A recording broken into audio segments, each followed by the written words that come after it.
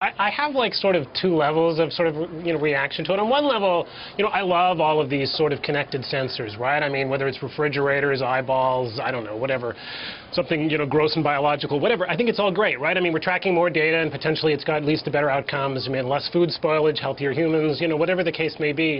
And I think that's great. We're going to see a lot more of it because the stuff's getting so cheap and ubiquitous. On the other hand, however, I think this, I was earlier sort of joking, this was kind of like Nest for the eyes. Like if Nest terrified you having Google own it, because now they're going to know what you're doing in your house and when you're there and when you're not. How do you feel about having Google in your eyes?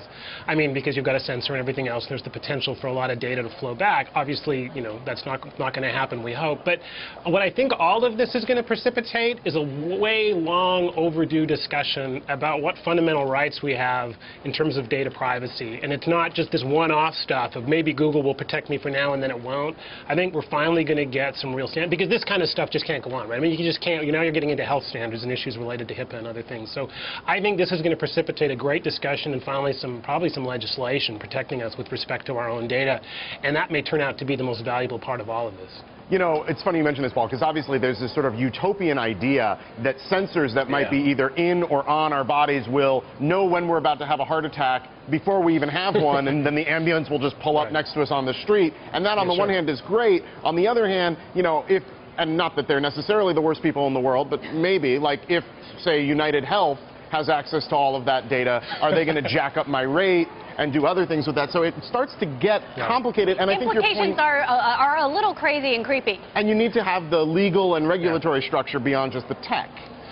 Yeah, and you know what, and even further, there's a reason why, you get yanked into ER for an EKG. It's not like they slap one on and then leave you alone, right? I mean, they track the data for a while because there's so many sort of oscillations in human data over the course of a 24-hour day or a week or a month that you get all kinds of false positives thrown off. In many ways, the best thing for us is not continuous tracking of our data, because humans get a little wacky whenever we see too much information about what's going on outside of our body, and you become, the great word, the cyberchondriacs, right? We immediately start Googling, I'm sweating, and my eyes feel funny, what have I got, tropical disease, this kind of thing. So I think there's a risk in all of this that when you give people a continuous flow of data, they feel this compulsion to act on it, and I think that's equally dangerous in many ways. I'm not sure how I feel about Google or any company knowing my body chemistry as it's happening. Right. But Paul, we talked a bit about Calico, this health company that Google has basically started, very secretive. Nobody knows the real things they're working on, but sort of the broad idea is,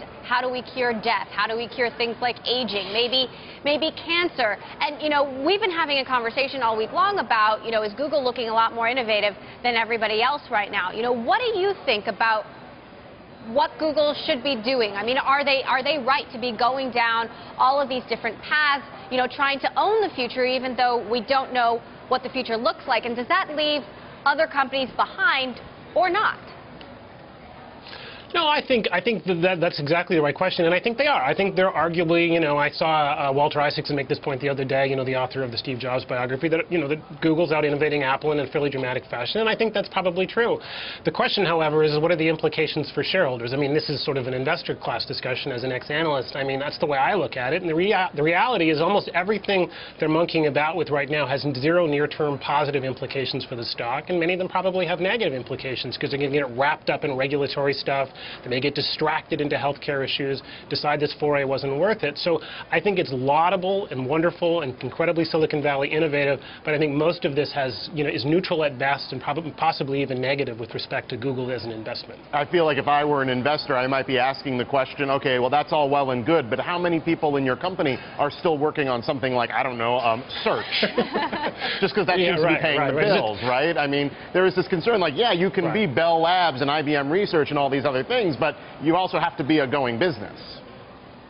Right. I mean, and I think these are the kind of question that investors are increasingly asking, and we saw this happen with Microsoft when they went into this sort of outsized R&D spending mode. It happened way back in the days of AT&T Bell Labs, and we're a lot more suspicious of this sort of thing now. We only give you so much rope before we say what are the implications in terms of products over the next 4, 8, 12 quarters, and after that, I mean, as investors, people get very intemperate and start getting really, really grouchy about it. One thing to do it with Sergey, Larry, or Eric's own capital. It's something else to do it with shareholder capital in the context of the company. So I'm uneasy about it all. I just love the innovation because it's cool.